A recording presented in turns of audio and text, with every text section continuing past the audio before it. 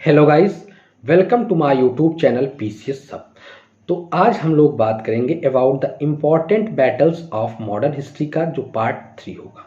हम लोगों ने शुरुआत किया था जिसमें हम लोगों ने जाना था पार्ट फर्स्ट में उस क्रोनोलॉजी के बारे में जिस सीरीज में ये बैटल्स हुए थे। जैसे सबसे पहले जैसा कि हम लोगों ने जाना कि कार्नाटिक युद्ध हुआ, उसके बाद प्लासी का युद्ध हुआ 1757 में, उसके बाद बैटल ऑफ पानीपत यानी पानीपत का युद्ध हुआ 1761 में, फिर बैटल ऑफ बक्सर 1764 में। उसके बाद हम लोगों ने जाना कि एंग्लो मैसूर वार, एंग्लो मराठा वार, एंग्लो नेपाल वार। तो एक सीक्वेंस हम लोगों ने जाना था। उसके बाद पार्ट 2 में हम लोगों ने जाना कार्नाटिक वार के बारे में जो हुआ था ब्रिटिशर्स और फ्रेंच के बीच में। आज हम लोग अब बात करेंगे about the battle of Plassey and the Buxar. अगर मैं बात करूं सेकेंड कार्नाटिक वार के बारे में, तो सेकेंड कार्नाटिक वार के बाद हुआ था बैटल ऑफ प्लेसी 1757 में, और फिर थर्ड कार्नाटिक वार हुआ था और उसके बाद हुआ था बैटल ऑफ बक्सर। तो 1757 में हम लोग सबसे पहले चलते हैं और जानते हैं about the battle of Plassey. तो अगर मैं एक जनरल ओवरव्यू आपको दूं तो बैटल ऑफ प्लेसी जो हुआ था वो 23 जून 1757 को हुआ था। कब हुआ था? 23 जून 1757 को। किसके किसके बीच में हुआ था? तो battle of Plassey was fought between Sirajuddaulah who was the nawab of Bengal.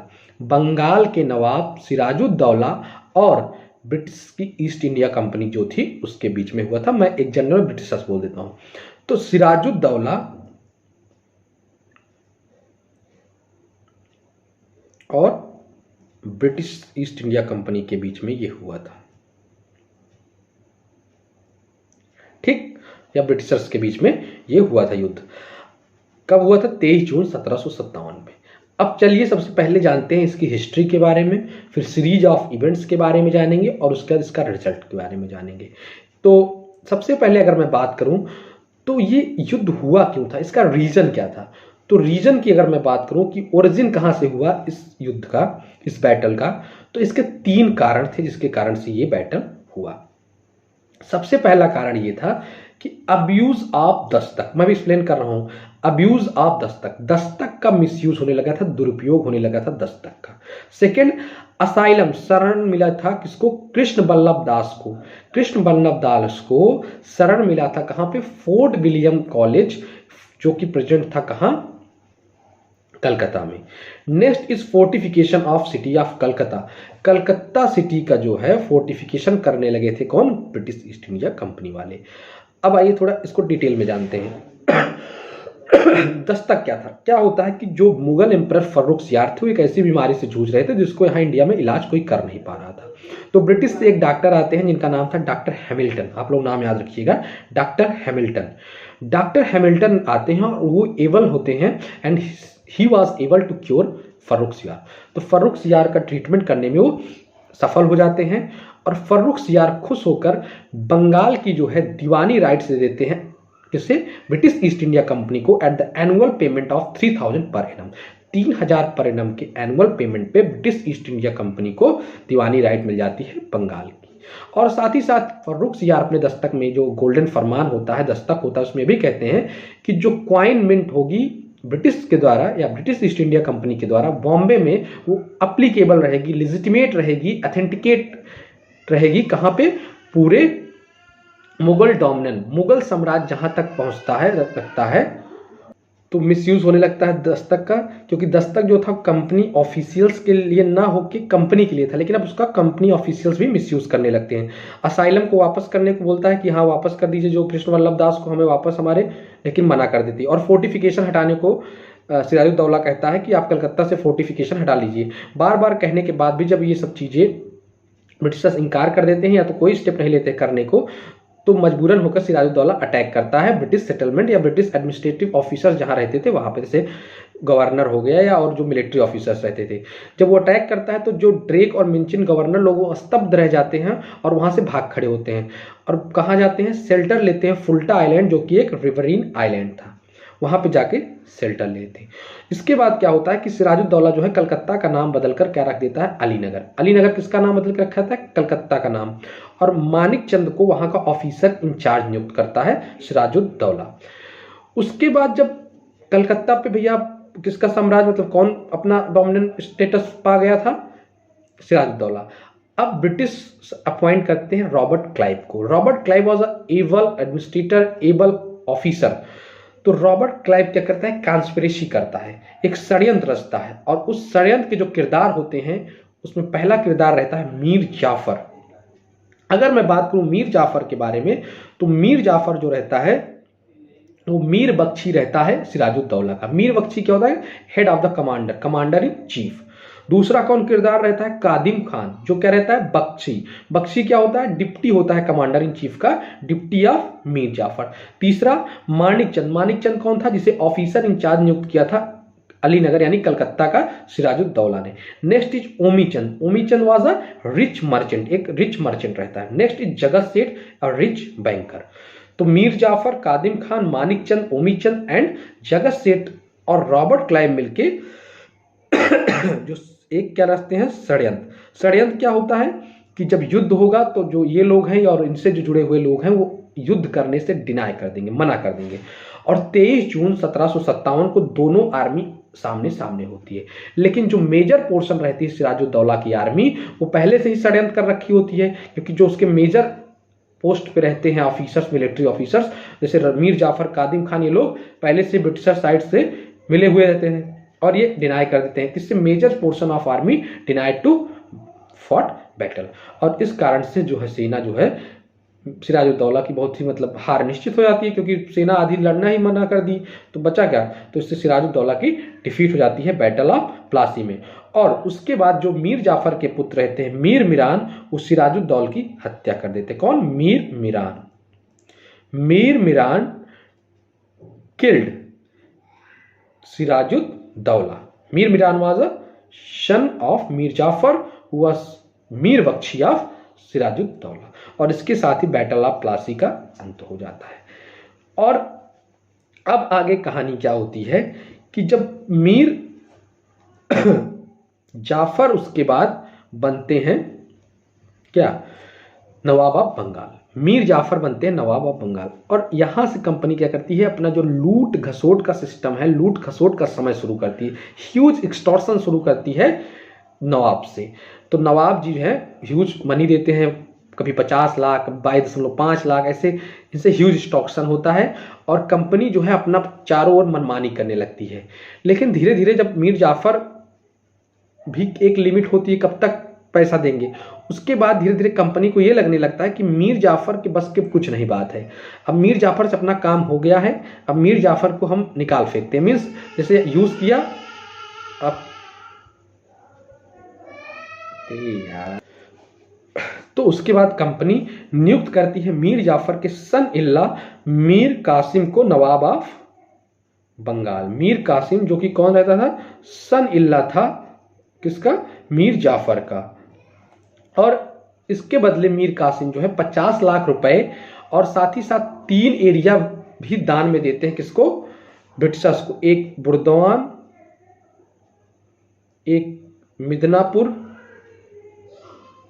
एक तीसरा कौन सा था, तीसरा था चित्तगोंग। ये ब्रिटिशर्स को मीर कासिम दान में दे। लेकिन धीरे धीरे मीर कासिम को भी लगने लगता है कि ब्रिटिश ही सारा मजा मार रहे हैं और कुछ हो नहीं रहा है। और जो मीर कासिम जो था एक एबल थोड़ा था एडमिनिस्ट्रेटर, एबल रूलर था, तो उसको भी लगता है कि अपना separate sphere of influence build करना चाहिए, यानी अपना खुद का साम्राज्य जो है उसको दिखाना चाहिए कि हाँ मेरे पास भी पावर है, मेरी भी वैल्यू है। और उसके लिए वो क्या करता है, कुछ स्टेप लेता है। और वो स्टेप ये रहता है कि सेपरेट स्फीयर ऑफ इन्फ्लुएंस को बिल्ड करने के लिए अपनी कैपिटल को मुर्शिदाबाद से मुंगेर ट्रांसफर करता है। मुंगेर लाइज इन बिहार, तो मुर्शिदाबाद जो कैपिटल पहले रहती है उसको कहां ट्रांसफर कर देता है, मुंगेर। साथ ही साथ क्या करने लगता है, मॉडर्नाइजेशन ऑफ आर्मी, आर्मी का मॉडर्नाइजेशन। और lastly third is prevent the misuse of Dastak, तो दस्तक के मिसयूज को रोक लगाने लगता है। अब कंपनी के हित में तो ये सब हो नहीं रहा था, और कंपनी कभी भी एक अच्छा जो रूलर है, एक अच्छा एडमिनिस्ट्रेटर तो चाहती नहीं थी। वो चाहती थी ऐसा रूलर या ऐसा नवाब रहे जिससे उनका लूट घसोट का जो झंडा है, लूट घसोट का तौर तरीका वो चलता रहे और कंपनी को पूरा मजा आता रहे। लेकिन अब ये सब करने के बाद कंपनी को लगता है तो नुकसान हो गया। तो युद्ध होता है मीर कासिम और कंपनी के बीच में, और कंपनी लगातार मीर कासिम को हराती रहती है। तो मीर कासिम क्या होते हैं, वहां से भाग जाते हैं और शेल्टर लेते हैं कहाँ, सिराजुद्दौला जो कि नवाब ऑफ सुजाउद्दौला जो कि नवाब ऑफ अवध। नवाब ऑफ अवध शुजाउद्दौला के यहाँ कंपनी से भागकर मीर कासिम शेल्टर लेता है, शरण लेता है, और वहीं पे शाह आलम द्वितीय भी प्रेजेंट रहते हैं। अब तीनों लोग मिलके, तीनों मतलब आर्मियां जो थी, शाह आलम की, शुजाउद्दौला की और मीर कासिम की मिलकर तैयार होती हैं युद्ध करने के against British east India company. और जो ये युद्ध होता है वो होता है अक्टूबर 1764 में, और इसी युद्ध को हम लोग बोलते हैं बैटल ऑफ बक्सर। किसके किसके बीच में? एक तरफ से मीर कासिम, शुजाउद्दौला, नवाब ऑफ अवध जो थे, Shah Alam emperor of India versus East India Company के बीच, इनके बीच में युद्ध होता है, जिसमें East India Company was able to defeat these combined forces. ये कंबाइंड फोर्सेस को ईस्ट इंडिया कंपनी हरा देती है। और उसके बाद ट्रीटी ऑफ इलाहाबाद साइन होती है, बहुत ही इंपॉर्टेंट ट्रीटी है 1765 में। उसमें दो ट्रीटी साइन होती है, एक रॉबर्ट क्लाइव और शाह आलम के बीच में और दूसरी रॉबर्ट क्लाइव और शुजाउद्दौला के बीच में। पहली ट्रीटी में यह होता है कि शाह आलम जो है वो डिसाइड करेंगे कहां? इलाहाबाद में। अब और दूसरी बात यह होती है कि कंपनी को दीवानी राइट मिलती है बंगाल, बिहार, उड़ीसा, किसके द्वारा? शाह आलम द्वारा। बंगाल, बिहार, उड़ीसा की कंपनी राइट मिलती है शाह आलम द्वारा। और जो दूसरी ट्रीटी होती है शुजाउद्दौला और रॉबर्ट क्लाइव के बीच होती है। इसमें क्या होता है कि इलाहाबाद और कारा जो है शुजाउद्दौला के अंडर में आता था, इसे शाह आलम को देना पड़ जाता है, प्लस 50 लाख रुपए शुजाउद्दौला को देना पड़ता है एज अ वार इंडेमनिटी। और जो बिशन दास थे, जमींदार ऑफ, सॉरी बिशनदार नहीं कह रहा हूँ, I have forgotten the name, हाँ बलवंत सिंह, जो बलवंत सिंह थे जमींदार ऑफ बनारस को, उनको उनका फुल पोजीशन देना पड़ता है of his state by Shujauddaula. तो ये तीन चीजें होती हैं कि पहला इलाहाबाद को शाह आलम को देना पड़ता है, 50 लाख वार इंडेमनिटी ब्रिटिशर्स को देना पड़ता है, और बलवंत सिंह को उनका फुल पोजीशन देना पड़ता है। ये साइन होता है ट्रीटी ऑफ इलाहाबाद में। तो डेट आप लोग जरूर याद रखिए, 1765 में बैटल ऑफ बक्सर के बाद साइन हुआ था। तो ये तो था एक जनरल बात जो मैंने लगभग आपके प्री मेंस दोनों के पर्सपेक्टिव से पूरा बता दिया है about the battle of Plassey and battle of Buxar. ठीक, एक लास्ट बात मैं जाते जाते बता देना चाहता हूं, ऐसे सिंपल से जानते रहिए कि बैटल ऑफ प्लेसी और बैटल ऑफ बक्सर में अगर आपसे डिफरेंस कोई पूछे या कौन सा ज्यादा इंपॉर्टेंट, तो बैटल ऑफ बक्सर है। क्यों? क्योंकि बैटल ऑफ प्लेसी जो है, सॉरी प्लेसी, वो वास्तविक युद्ध नहीं था, एक कॉन्स्पिरेसी थी, जहां पे इंडियन तरफ से या जो कह सकते हैं नवाब ऑफ सिराजुद्दौला की तरफ से आर्मी लड़ी ही नहीं थी। लेकिन बैटल ऑफ बक्सर क्या था? एक रियल युद्ध था जिसने प्रूव किया military superiority of the Britishers, British east India, मतलब मिलिट्री सुपीरियर किसकी थी? ब्रिटिश ईस्ट इंडिया कंपनी की प्रूव हुई किसमें? बैटल ऑफ बक्सर में, ना कि बैटल ऑफ प्लेसी में, क्योंकि प्लेसी में तो युद्ध हुआ ही नहीं था। दूसरी बात, बैटल ऑफ प्लेसी में जो है एक नवाब की हार थी, एक रीजन की हार थी, जबकि बैटल ऑफ बक्सर में पूरे भारत की हार थी, पूरे पैन इंडिया की हार थी। क्योंकि बैटल ऑफ बक्सर में emperor of India Shah Alam लड़ रहे थे, तो बैटल ऑफ बक्सर में भारत की हार हुई। And the third point is कि बैटल ऑफ प्लेसी के बाद ब्रिटिशर्स को लूट घसोट एक्सटॉर्शन करना शुरू किए थे, लेकिन बैटल ऑफ बक्सर के बाद उनको कंप्लीट दीवानी राइट्स मिल गया, कंप्लीट सोर्स ऑफ, और अपने जो आधिपत्य को जो आने वाले 200 साल तक आगे चला उसको स्थापित करने में यहीं से कामयाब हुए। और जो एक कहावत है कि रुइंस जो थी मुगल की, उस पे जो फोर्ट बनने चाहिए थे, मतलब मुगलों के खंडहर पर जो इमारत जो बननी चाहिए थी मराठों की, वो बनी किसकी? ब्रिटिश ईस्ट इंडिया कंपनी की। तो on the ruins of Mughals fort of company या ब्रिटिशर्स वाज बिल्ट। अब इसके दो कारण थे क्यों नहीं बन पाया, क्योंकि एक बैटल ऑफ जो पानीपत हुआ था 1761 में, उसने क्या किया कि टोटली मराठास को क्षतिग्रस्त कर दिया, सेटर्ड कर दिया, और जो इमारत मराठों की बननी चाहिए थी मुगल के खंडहरों पर, वो बन नहीं पाई। और क्यों नहीं बन पाई, क्या हुआ था, इसमें क्या समस्या हुई थी, कैसे युद्ध हारे मराठा, ये हम लोग बात करेंगे अगले वीडियो में। And that video will be about Battle of Panipat, which was fought in 1761 between Maratha army led by Sadasiv Bhau and on the other side is Ahmad Shah Abdali। तो मराठा और अहमद शाह अब्दाली वाला युद्ध जो है पानीपत का युद्ध, थर्ड बैटल ऑफ पानीपत, इसको हम लोग अगले वीडियो में पढ़ेंगे और जानेंगे कि मुगलों की खंडहर पर मराठों की इमारत क्यों नहीं बनी और ब्रिटिशर्स ने अपनी इमारत क्यों बना रखा। तो मिलते हैं अगले वीडियो में। हंसते रहिए, मुस्कुराते रहिए, देखते रहिए PCS।